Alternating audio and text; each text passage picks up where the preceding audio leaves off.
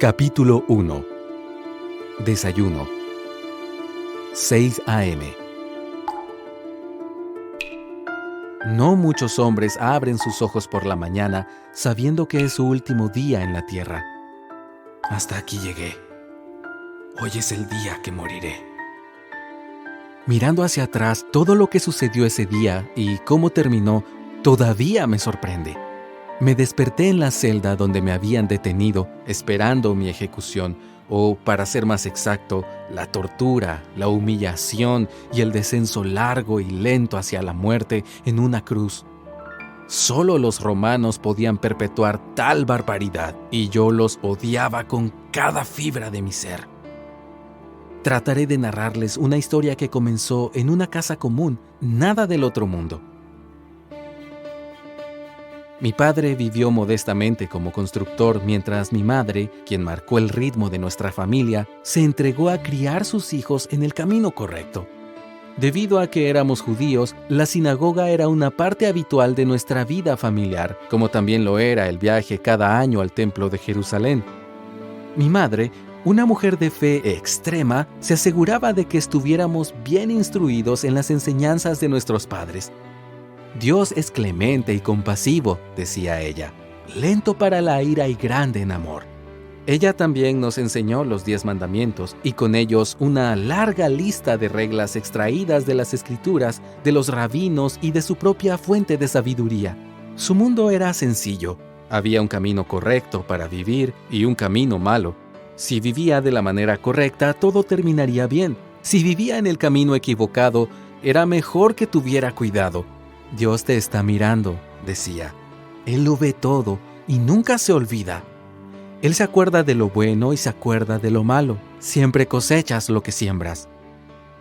Su libro favorito en las Escrituras era el libro de Proverbios. Todavía puedo oír su voz diciéndome, el comienzo de la sabiduría es el temor del Señor. Entonces ella me preguntaba, ¿temes tú a Dios? Nunca se me ocurrió que pudiera haber otra opción. Como la mayoría de los niños, prácticamente aceptaba todo lo que mi madre me enseñaba acerca de Dios, hasta que llegué a mi adolescencia y empecé a hacer preguntas respecto a Dios y la autoridad en general. A la edad de 13 años, se produjo un punto crucial e importante en mi vida, cuando vi de cerca la injusticia que se entretejía en la trama de nuestra vida como nación. Mi padre trabajaba muy duro para sostener nuestra familia, pero la imposición de impuestos intolerables por el ejército romano invasor hacía nuestro modesto estilo de vida aún más difícil de mantener. Ese día en particular, el recaudador de impuestos llamó a la puerta con su más reciente demanda infundada.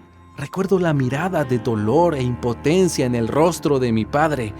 Era como si le hubieran destrozado la espalda y aplastado su espíritu. Todos sabían que el sistema estaba plagado de corrupción. Pero, ¿qué se puede hacer cuando el poderío de un brutal ejército está detrás de ese pequeño y baboso recaudador de impuestos? Ver el rostro de mi padre de esa manera me puso furioso. ¿Qué derecho tenían estos impostores de marchar en nuestra tierra y demandar nuestro dinero? ¿De cuándo acá les debíamos a ellos? Todo esto era una injusticia y aún siendo joven, eso me puso mal. Simplemente no era justo. Nuestra visita anual al templo en Jerusalén había sido siempre algo importante en la vida familiar. Piense en unas vacaciones con su familia extendida y tendrá una idea. Mi primera impresión del templo fue de asombro y estupefacción. El tamaño del edificio, la solidez de las murallas, el ruido de las multitudes y la actividad incesante en el templo me dejaban sin aliento. Sin embargo, a medida que pasaban los años, mis preguntas aumentaban. Los sacerdotes me ofrecían una dieta incesante de reglas y moralidad. Sabiduría para la vida, ellos lo llamaban. Pero, ¿qué estaban haciendo ellos sobre la injusticia flagrante de la opresión siempre presente de Roma, que era evidente para todos? Nada, por lo que pude ver. Poco a poco llegué a la conclusión de que el templo, los sacerdotes y toda la estructura moral eran sumamente irrelevantes ante los problemas reales de la vida de nuestro pueblo. Con el tiempo, el odio que sentía hacia Roma se manifestó en un creciente resentimiento hacia el templo, sus reglas y su Dios. Parecía que los sacerdotes y los profesionales religiosos estaban metidos en un absurdo juego, mientras todo el tiempo ignoraban los problemas sociales que debían abordarse realmente. Veía cómo la gente depositaba el dinero en el tesoro del templo y pensaba acerca de cómo ese dinero podría utilizarse para financiar los pequeños grupos rebeldes que luchaban por la libertad y estaban dispuestos a arriesgar sus vidas en contra de la ocupación romana. Pero eso no sucedió. En cambio, el dinero depositado en las arcas del templo era utilizado en el interminable mantenimiento de edificios y sacerdotes que, por lo que podía ver, tenían poco que ofrecer. Reglas, moralidad. ¿A dónde todo eso nos estaba llevando? ¿Qué podría lograr todo eso? En algún lugar de estos pensamientos de ansiedad e ira, una rebelión nació en mi corazón. Así que no se sorprenda cuando le digo que el templo fue el escenario de mi primer robo, a la edad de 15 años.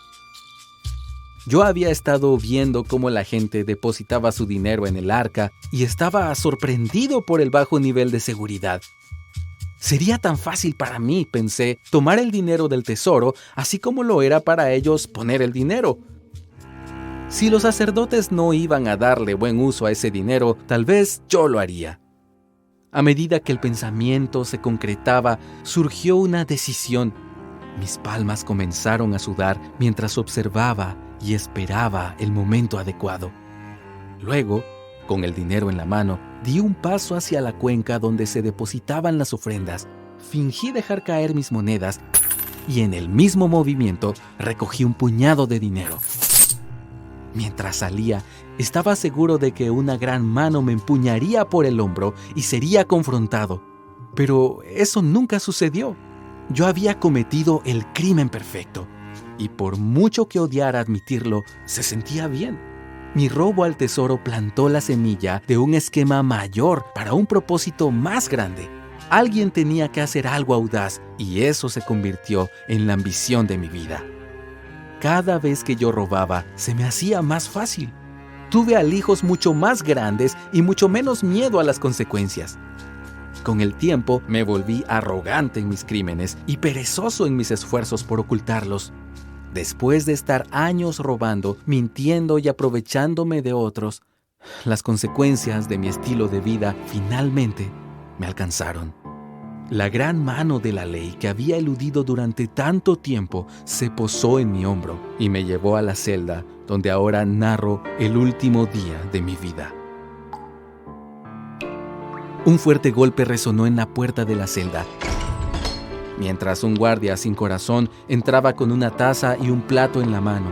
¡Desayuno!, dijo mientras escupía en mi comida. Disfrute de su última comida. La puerta se cerró y me quedé sentado solo, impotente, mirando la pared de mi miserable celda. Este fue el final de la línea para mí, y sentí como si el diablo se posara en mi hombro. Me esperaba un día de dolor insoportable, y sabrá Dios qué otras cosas más enfrentaría. La rabia contra Roma me había energizado, y ahora estaba en las manos de la gente que odiaba. Me atreví a resistir su poder, y sabía que no me iban a mostrar misericordia. Harían un ejemplo de mí y usarían mi dolor para detener a cualquier alma viviente que pudiera considerar seguir mi ejemplo. Mientras consideraba el día que se extendía frente a mí, decidí no mostrar ninguna debilidad. Los romanos podían destrozar mi cuerpo, pero nunca destruirían mi espíritu. Me determiné a morir de forma desafiante.